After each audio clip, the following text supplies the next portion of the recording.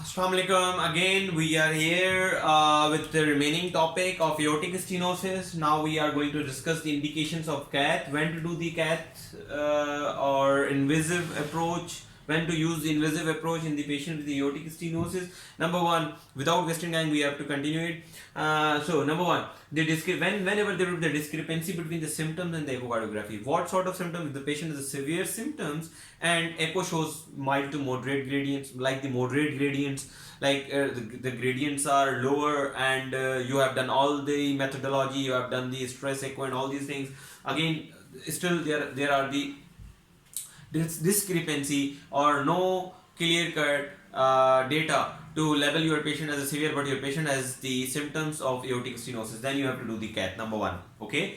Number two, usually most of the time nowadays we do not do the invasive procedures to diagnose the aortic stenosis. Why? Because the Doppler technology in the echocardiographic machines are the magical technology, and this technology for last 10 to 15 years or last 1 to 2 decades have revolutionized this echocardiography. Why? Because now you rarely need any invasive procedure to calculate the gradients, because through Bernoulli equation and through the velocities and the Bernoulli equation, they accurately measure the gradients. But sometimes you have to measure the gradients directly through the catheters, then obviously you have to do the cath. You can calculate the areas, aortic valve areas, with these formulas. The Gorlin is the older one, and this is a bit complicated, but you have to just keep the learn the name of this formula or this methodology on the cath. So there are the two formulas: Gorlin formula, Gorlin equation, the Heck equation. Heck equation is actually a simplified equation which you can remember in your mind. It is just the cardiac output divided by the square root of the mean valve gradients across the aortic valve. Okay, and the Gorlin is a bit complicated one. No need to remember, no need to learn by heart this Gorlin. Just keep remember this Hecky, but you should know the name of both equations. Number three is the pre-op. When to do the pre-op cath or the left cornea, cornea angiogram. If the patient if the patient has overlapping symptoms and you are confused that your patient has the symptoms or your patient is getting worse because of the aortic stenosis or cornea angiogram, then you have to do the left heart cath. Number one. Number two, if the patient is male and is aged more than 40 years, because of the overlapping symptoms, you have to do the cath before AVR. Number one. Number two, if the female is 50 years with risk factor, like she has a risk factor such as the family premature coronary disease in her family, and she is a known diagnosed case of ischemic heart disease or stable ischemic heart disease, and she has presented to you with the complaints of chest pain in the ER with the released drops or any evidence of ischemia, then again you have to do the coronary. Number three, if your ejection fraction is low in your patient, then you have to do the cath. What to do, how to do the cath for the aortic stenosis?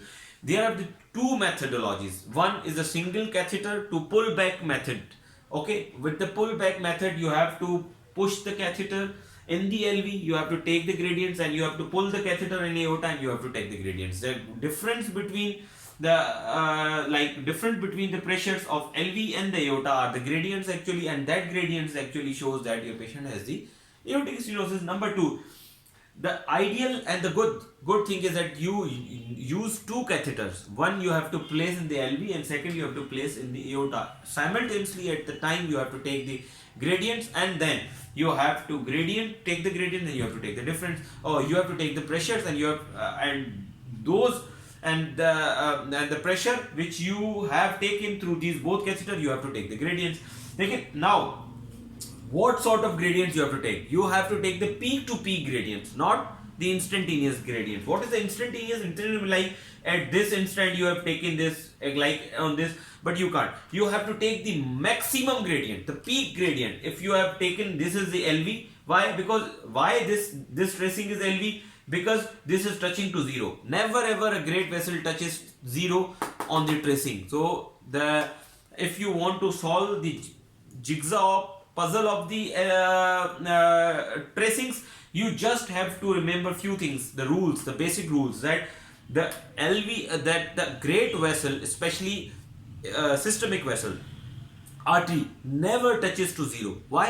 Because in your artery, whenever I will put invasive BP monitoring, you will have the systolic blood pressure of 100 always and the diastolic pressure of 80. You will never ever, your pulse will never ever touches zero when if you are alive.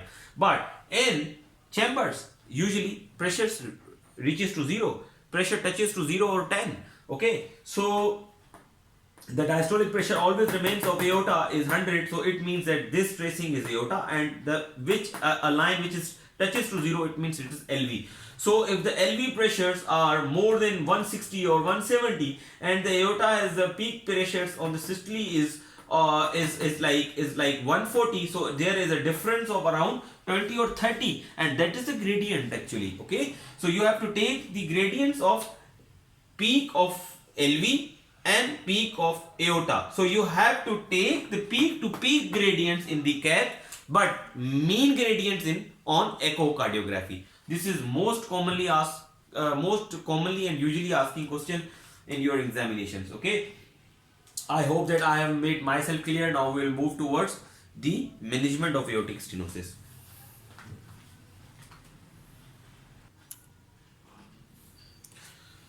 Okay, so there are we have a new guidelines in 2020, or we can say that the first week of the 2021 with the valvular from the American Heart Association. More or less these are same, but the only major difference which I found in those guidelines is that now they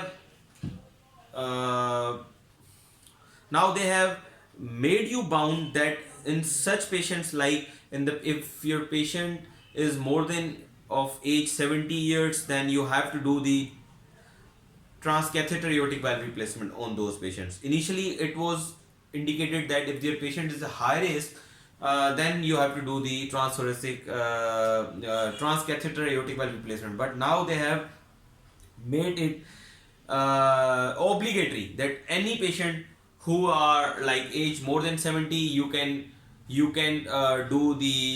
have to replace the patients with bioprosthetic valves. So either it would be surgical or transcatheter, but it is preferable that you have to do the transcatheter. So just go through once the algorithm of all these guidelines. I just make myself very much clear just because of you guys, that you have to keep few things always in your mind. Don't make yourself very much confused. So while doing the clinicals or like in wards, or especially when you are doing the practical work, or while having the exams, or like always I'm just making the management of aortic stenosis very simple for you guys, that you wherever you will be in the world, you will know that how to treat, how to manage the aortic stenosis. Number one rule which you have to keep in your mind, that there is no medical management which decreases the progression of aortic stenosis. Never ever. Whenever anyone asks you that is there any medical management which decreases the aortic stenosis or the progression, no, never ever. But yes, if the patient, what sort of the patients we have in which we would have to intervene? Number one, those patients who are D1. D1 means symptomatic patient with severe AS. Done. You have to intervene. That's all. Those patients with have D1, you have to intervene with AVR, either surgical or transthoracic. We are not discussing right now, but just you have to keep your thing in your mind that you have to replace the aortic valve. Number two, those patients who are C2 and D2, after doing this stress echo, if this patient has been confirmed that these are the severe aortic stenosis, you have to treat it with the AVR. It's class 1 indication, you have to treat it. Number two, D2, again D2, if the patient is symptomatic with low ejection fraction, you have to treat it with AVR. Either transthoracic, either transcatheter or surgical, you have to treat it. We are not discussing right now. Number two, if the patient is severe AS and asymptomatic with moderate AS, then again you have to treat it if your patient is going for another surgery.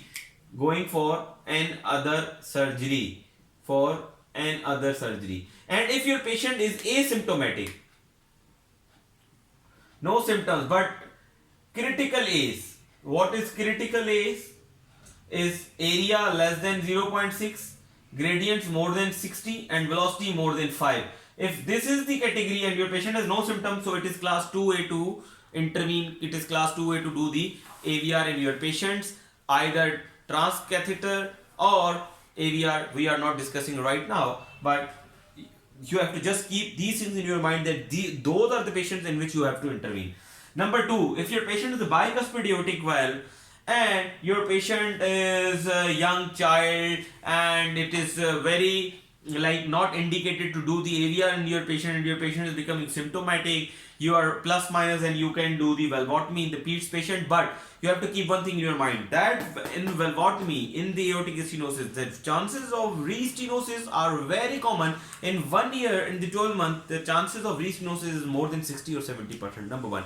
Number 2, gradients decreases but symptoms will not improve in most of the patient with valvotomy. But yes, you can use it as the bridging in the pregnant females. In the pregnant females who have gotten the pregnant while having the severe aortic stenosis. Now they are presenting to the with severe symptoms and you cannot do the AVR due to pregnancy. Yes, you can do the bridging valvotomy in those patients. Number 1. Number 2, those patients who are waiting for AVR and they presented to in ER like with symptoms of heart failure and you have nothing to do, so you are doomed to do anything and you have to wait for the AVR, then yes, you can do the balloon valvotomy as a bridging therapy. This is not the definitive therapy for the ACE. Number 3 thing, okay, after all this, what medical treatment you can give to your patient? Number 1, beta blockers. You have to just reduce the rate, nothing else.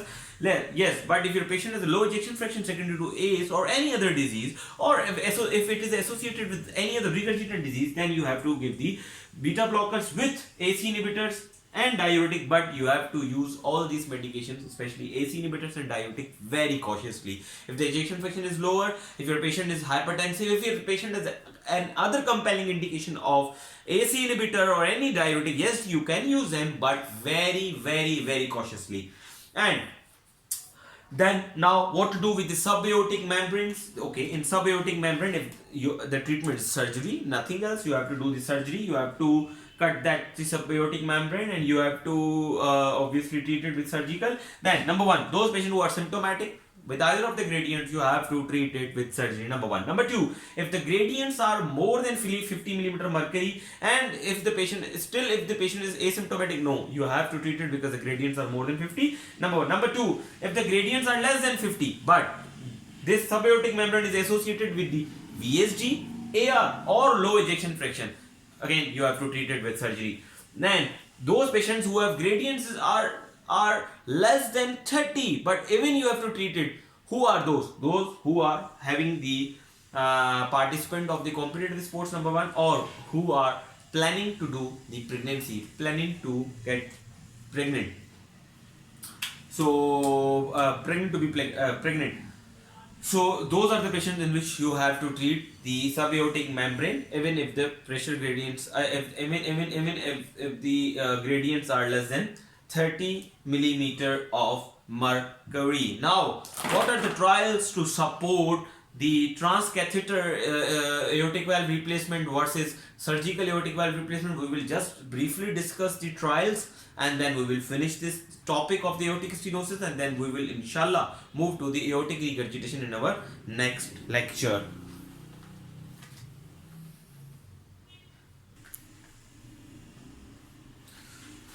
So actually these are the trials which are going to guide us that whether we have to do the TAVR in our patients or AVR, which valves we have to use, either prosthetic, bioprosthetic, mechanical, which we will discuss all these things in the chapter of prosthetic valve. This is a whole chapter to discuss the prosthetic valves in the different positions, but right now we are just focusing the aortic stenosis and the trials which are supporting when to do and what to do with the patient with aortic stenosis. So the number 1 trial which came with the TAVR, the landmark trial, was the Partner B trial. Okay, Partner B trial told us that there was what actually done with the Partner B trial was that in Partner B trial, those patients who were like high risk or the having the prohibitive risk for cardiac surgery. So now, before to understand that what is the prohibitive risk and what is the high risk, you have to keep few things in your mind.